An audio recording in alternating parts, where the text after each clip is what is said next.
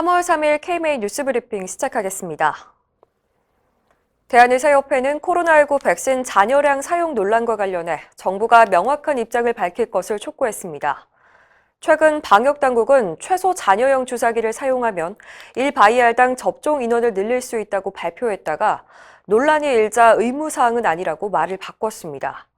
이 같은 정부의 일관성 없는 태도로 인해서 의료 현장이 혼선을 겪고 있는데요. 의협은 어제 권고문을 내고 백신의 단순 분주량보다는 실제 투여량을 고려해야 한다고 지적했습니다. 백신 0.3ml를 정확히 투여하기 위해선 주사기에 공기를 빼는 과정에서 발생하는 유실분 등을 감안해 0.32ml가 필요한데 이런 오차를 고려하지 않고 단순 계산만으로 접종 인원을 늘리면 일부 사람에게는 적은 용량이 들어갈 수 있다는 우려입니다. 의협은 의료인에게 1바이알당 접종 권고 인원수를 넘겨서 분주할 것을 강요하지 말아야 한다고 강조했습니다. 코로나19 백신과 관련해서 또 다른 논란이 일고 있죠. 바로 무료 접종 논란입니다.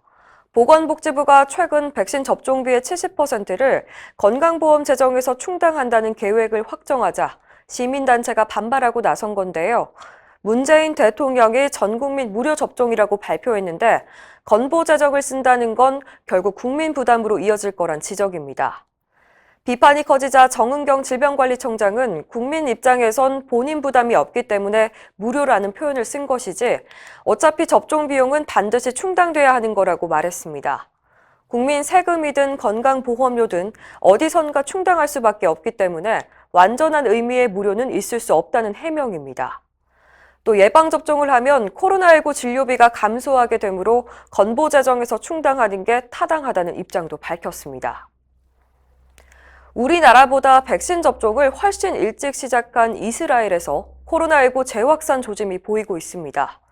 중앙방역대책본부에 따르면 이스라엘은 접종 초기에 강력한 봉쇄 정책을 병행하면서 감염 재생산 지수가 0.8까지 떨어졌는데요. 지난달 28일에는 0.99로 다시 높아졌습니다. 감염 재생산 지수는 확진자 한 명이 주변에 몇 명을 감염시키는지를 보여주는 지표인데 이 수치가 1 이상이면 유행 확산을 의미합니다. 방대본은 백신 접종과 별개로 거리 두기와 마스크 착용 등의 방역수칙 준수가 얼마나 중요한지 보여주는 거라며 집단 면역이 형성될 때까지 방역수칙을 지켜달라고 강조했습니다. 한편 세계보건기구는 코로나19 확진자 수가 7주 만에 다시 증가세로 돌아섰다고 밝혔습니다. 감염 전문가들이 보건의료 종사자들의 백신 접종을 적극 권고하고 나섰습니다. 대한감염학회는 어제 권고문을 통해서 코로나19 백신과 관련해 잘못된 정보가 유통되면서 불필요한 우려를 낳고 있다며 현재 사용 허가된 코로나19 백신은 안전성과 유효성이 확인됐다고 밝혔습니다. 또 의료기관, 장기 요양시설과 같은 곳은 환자 유입 위험이 높기 때문에 본인도 모르게 코로나19 환자에게 노출될 위험이 있다며 환자와 보건의료 체계를 지키기 위해서 백신 접종에 동참해달라고 호소했습니다. 제41대 대한의사협회장 선거 우편투표가 시작됐습니다. 의협중앙선거관리위원회는 어제 오전 9시 우편투표를 사전에 희망한 유권자 1,084명에게 투표 용지를 발송했습니다. 우편투표 기간은 오는 19일 오후 6시까지이고 이 기간 내에 투표 용지가 우체국에 접수돼야 합니다.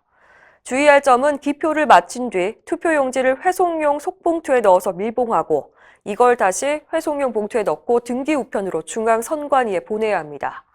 이때 반드시 자필로 주소를 쓰고 밀봉 부분에는 서명을 해야 합니다. 이상으로 뉴스브리핑을 마칩니다. 자세한 사항은 의협신문을 참고하시길 바랍니다.